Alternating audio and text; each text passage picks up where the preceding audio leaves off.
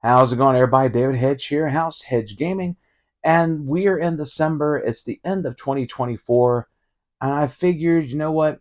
Last couple of weeks of the year, I'm going to do some recap videos. So, first off, next time on the channel, you're going to be seeing a recap video of everything that we've done here on the channel for 2024 and do some New Year's predictions on there. But today, I have not done a top 5 list in a very long time, and I figured, you know what? Why not do a top 5 list of the things that I've really enjoyed in wrestling this year? So this could encompass anything from storylines, pay-per-views, matches, whatever. But there are 5 things I really want to talk about, and I want to share them with all of you today. So without any further ado, my friends, let's get started. All right, let's get going with number 5 of things that really have caught my eye in the world of professional wrestling in 2024, and that is the crossovers that we never thought we would see. Throughout wrestling, there's been a lot of times where companies will just ignore the competition or ignore each other and just focus on their own product. This year, we have seen crossovers, the likes of which we would never see in world professional wrestling. Whether it be AEW continuing its ongoing relationship with New Japan Pro Wrestling, or you see GCW reaching out to a bunch of different ones. But the main one that caught everybody off guard this year that I want to talk about is WWE finally acknowledging all these different companies and being able to do crossover work. Now, we have seen Shinsuke Nakamura being sent over to do a retirement match with the Great Muta. AJ Styles went over to Japan. We have seen on TV for NXT and TNA working together. Now, we saw a glimpse of this at the Royal Rumble this year when Jordynne Grace entered the Women's Rumble. But then we started to see more and more of it on NXT, where you had from TNA, you had Frankie Kazarian, you had Joe Hendry, you had Rosemary coming over, and then from NXT to TNA, you've seen the No Quarter Catch Crew, Wendy Chu, Sol Ruka, and it's crossovers that we never thought we would see, and that starts opening up the idea of what else can happen in the world of professional wrestling to get these kind of crossovers to possibly do dream matches. And it's been really great to see this, and I'm excited to see where it's going to end up. And plus, now you have so many different options for wrestlers to go to different companies to be able to build their trade and everything, and to be able to make their mark. And it's very interesting to see all this happening and to finally see all these companies coming together and doing stuff with each other and just help build up the fan base of wrestling. And I can't wait to see what 2025 has in store. But as far as this year, this has been one of those things that I've been very happy to see, that now you get to see a lot more crossover with companies, and who knows what possibilities can happen in 2025. All right, number 4 is the NXT roster revamp. Now, for us wrestling fans, we all remember NXT 2.0. We sometimes do our best to try to forget that era of NXT, but over the past year, it has gone through a revamp, and it has been spectacular to see the kind of talent that's being presented on NXT right now. So first off, you have Trick Williams, who was originally brought in as the hype man for Carmelo Hayes, but now he's been a 2-time NXT champion, and every time he gets in the ring, he keeps getting better and better, and his entrances, the crowd responses have been insane. You have Oba Femi, who took over the North American Championship title picture for quite some time as an unstoppable monster, but the best thing of all is an intelligent, unstoppable monster. It reminds me of Bane in the comic books. Bane in the comic books was an intelligent individual who had superpower, who had basically created a concoction to make him stronger. Or you have Kingpin, who, yeah, he was a big guy, but he was able to move like a cat and was strong as all get out, but he was intelligent. Obafemi has the charisma, he has the strength, he has the brains, and I can't wait to see him just tear it up on the WWE main roster. Love him. But you also have Tony D'Angelo, who is a throwback to like early 90s, but in a good way, where he's a mob boss.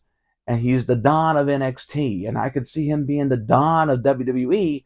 And maybe Don can take out Dominic Mysterio, so it'd be Don versus Dom, Don Dom, dun dun dun. Uh, and anyway, I really think that he does an amazing job with the family, and now him as the North American champion, as the time of this recording, uh, it's been awesome to see it. We also have Julia that just came in, along with Stephanie Vacur, two amazing women wrestlers who have just tore it up in Mexico and Japan, respectively. Now they're in NXT, and they just recently had a terrific tag match against Cora Jade and Roxanne Perez. And now they're starting to set it up to where they're going to be going against each other soon and have them as single stars. And hopefully, one, if not both, get put into the Rumble this year in 2025 to start making their marks on the main roster. Uh, Finally, you also have Delta Zarya, who just got thrown into the mix with those two. And just to see that kind of a powerhouse in the women's division, I would love to see Zarya and Jordan Grace. I think those two could just beat the holy heck out of each other, and it'll be a great time for all. Because there you have two individuals that are athletic and strong, and they do amazing things in the ring, and they can both take a whooping, and they can both dish it out. And I think those two would tear the house down. You put those two in the ring, I'm going to love seeing it, and there'll be one heck of a brawl. Um, Finally, Ethan Page. So a lot of people were not on the Ethan Page bandwagon, but you know what? I saw some of his work in TNA. I think that he was a bit wasted in AEW, and NXT. WWE have done an amazing job rebuilding him. He is such a cocky, swarmy little son of a gun, and he has that feel of, you know what? I want to see him get his butt whooped. And when he has, it has been a great time seeing it happen. And when he won the NXT championship just by a fluke because he fell back and he was able to win it that way, but he was able to hold on to it for a few months. And it now also builds up to what him and CM Punk can do later on down the line, since Punk basically Page blames him for losing the championship. So that might set up for something later on down the line in NXT and possibly on the main roster. But you throw all this together and so many other personalities, whether it be people that have come up from the indies or people that are part of the prospect program that WWE has. No matter which way you put it, NXT is definitely hitting a stride now, and I can't wait to see what happens in 2025 and may to continue this rise for a very long time. Next up, number three, my two, and my one, they can be changed around because all three of these mean something equally to me. So number three is the feud between CM Punk and Drew McIntyre. So this was basically making chicken salad out of chicken poo, uh, is the best way to put it. Because here you had CM Punk get injured at the Royal Rumble at the hands of Drew McIntyre, and he couldn't wrestle for a while. And so they just played it off as a storyline where Drew McIntyre prayed for the injury of CM Punk and he got it and all that. And then they had the fight over the bracelet and everything, which I know some people didn't like that part of the storyline.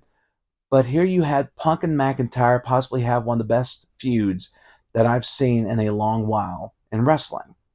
And it culminated into a few matches that some fans were a bit uneasy of because of the past history of the matches. But you had the singles match between Punk and McIntyre. Then you had the strap match over at one of the pay-per-views. And a lot of people were like, a strap match? Really? But that strap match, they beat the crap out of each other. And I know some people don't like the four corner touch or whatever. Me, if it's done right and you do it in story, you're able to build a good story with that. And I think both of them did an amazing job on it. But then you had Hell in a Cell. Hell in a Cell for the past few years has lost its aura about it. Hell in a Cell was always that end-all be-all feud-ending match where wrestlers would go in and they would settle it, and then after that, that was it. Uh, but after the past few years, it was mainly just part of a pay-per-view. And this year, Punk and McIntyre made that match mean something again. It was a very brutal, bloody affair to kick off Bad Blood, and being able to watch that match, at some points it got a little bit uneasy because they were really physical, and you just saw the toll that both these men were putting their bodies through. And in the end, Punk was able to get the win, and then that's the end of the feud. Punk went home for a while. We haven't seen Drew McIntyre since the event happened, and they deserve that time off because they put their bodies through a lot during that match. And they made Hell in a Cell mean something to where next time people will see that match, they'll be like, oh, they're going into Hell in a Cell. Crap, this is going to change a lot. And I'm really glad that feeling of that match is back. And just the feud that those two had, I think is one of the best feuds WWE's had in a while, and it was all because of an injury. And like I said, it was just making chicken salad out of chicken poo, and it was a great feud. And I look forward to seeing what both of them do in 2025 and see which one of them can actually make it to become a world champion once again. All right, number two, speaking of world champions, Cody Rhodes winning the championship at WrestleMania. That was in itself a storyline that, again, started at the Rumble. Cody wins the Rumble. A few nights later, he gives up his spot, supposedly to The Rock, to make it Rock versus Reigns. Everybody poo-pooed on it. I'm saying a lot of poo-poo in the video. That's okay.